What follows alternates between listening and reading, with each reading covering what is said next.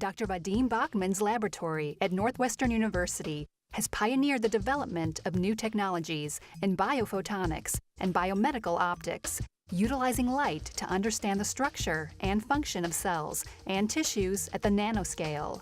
These innovations have led to new methods for detecting, screening, and diagnosing cancer, potentially making it possible to eradicate the disease before the patient begins to display symptoms. I want to prolong patient life by 10 years, by 20 years. I don't want anybody to die from cancer at all. How can we actually do that? And the answer is really not in developing better drugs. The answer is in early detection and prevention. Ladies and gentlemen, please welcome Vadim Backman.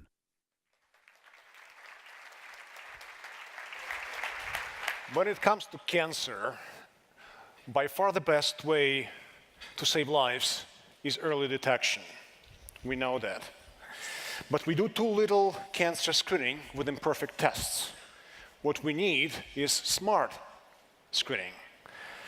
Something that can be used in a primary care setting, low cost, and sensitive to disease that can be cured. We have a great example of that. It's called the pap smear.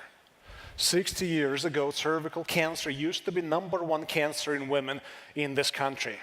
Today, cervical cancer mortality is down by more than 90%. And it's not because we have learned how to treat it better. It's because we have learned how to detect it early enough using what is called personalized two-tier screening. Cervical cancer used to be detected using colposcopy, which was too complex to be carried out on every woman. Pap smear, a much simpler test, changed that. All of a sudden, it became possible to screen everybody and identify a small subset of patients who needed colposcopy for definitive diagnosis. In fact, in almost every country, as soon as pap smear was introduced, cervical cancer mortality went down dramatically. So why is that we were able to make such a big difference in cervical cancer survival, but not in the other major cancers? And the answer is because we don't have two-tier screening for other major malignancies. Actually, we do have existing tests that can be used as the second-tier screening for most cancers. Take colon cancer as an example. Colonoscopy does prevent it quite effectively by finding and removing precancerous polyps. But we can't use colonoscopy on everybody. Well, we don't have enough gastroenterologists, it's too expensive, and well, let's face it, we don't really like it, right? As the result, most of us don't get colonoscopies, and colon cancer is the second major cause of deaths in the country. What we need is the first-tier screening test, something simple, which can identify a subset of patients harboring precancerous polyps and identify patients who need colonoscopy. In order to develop such a test, my lab asked a fundamental question, how cancer actually starts. And it usually doesn't start from a single rogue cell. Let's go back to the colon cancer as an example.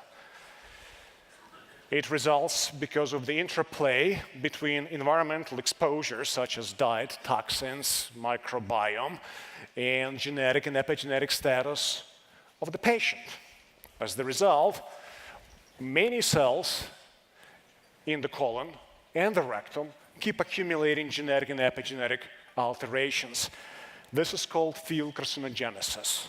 By statistical bad luck, some of the cells lead to a clone that forms a tumor. In case of lung cancer, field carcinogenesis extends all the way to the mucosa of the cheek. See, most existing diagnostic tests look for byproducts of a tumor, such as proteins in the blood. And these tests work fairly well, some of them at least, detecting large late-stage cancers. They don't work so well detecting early and especially precancerous lesions. Size does matter. And this makes a world of difference for a patient.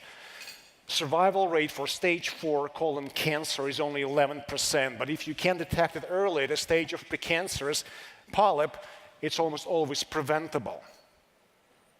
And that's why detection of field carcinogenesis is so powerful. It's not about the size doesn't matter. It's about the true risk of harboring cancer. Right? One of the first things that happens in field carcinogenesis is chromatin in the cell nucleus undergoes transformation. Chromatin is a three-dimensional structure that regulates gene expression. If genes are hardware, chromatin is undoubtedly software.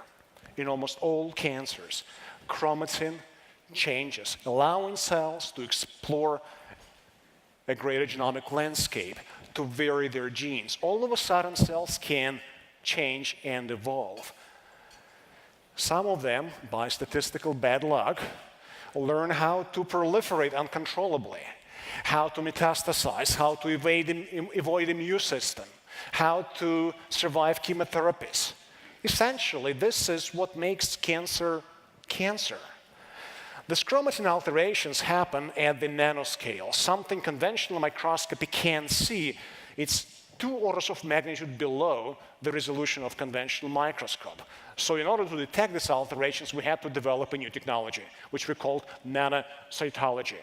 It's a combination of microscopy and spectroscopy of light scattered from each and every resolution voxel within the cell. For the first time, we were able to sense nanoscale alterations in the chromatin. At this point, we were ready to combine the biology of field carcinogenesis and nanoscale imaging technology to come up with a cancer screening test. In order to detect early-stage lung cancers, we brush cells from the cheek, deposit cells on a glass slide, and use nanocytology to detect nanoscale changes in the chromatin. This test is so simple, it can be carried out in any physician's office, even at Walgreens, if you will. If the test is positive, the patient would get a second-tier test, a CT scan. Nanocytology has about 90% sensitivity to early-stage, almost always curable lung cancers. For colon cancer, we brush cells from the rectum, easy to do as well, and are able to predict whether the patient has precancerous polyps anywhere in the colon. And if the answer is yes, a patient would go get a colonoscopy. A test as simple as a brushing of the cervical cells, which can be done concurrently with a routine pap smear, can identify early ovarian cancers. In fact, nanocytology has been shown to work in each and every type of cancer we have studied. In addition to lung, colon, and ovarian, the list includes prostate, pancreatic, esophageal, liver, and thyroid cancers. This is no longer science fiction. As early as 2017, we have a really good shot at introducing the first lung cancer screening test in clinical practice, shortly followed by a colon cancer test, shortly followed by an ovarian cancer test, and the list can go on. Essentially, this is nanotechnology pap smear for many, many cancers. Pap smear reduced cervical cancer screening by more than 90%. Imagine if nanocytology can do the same thing for many other major cancers.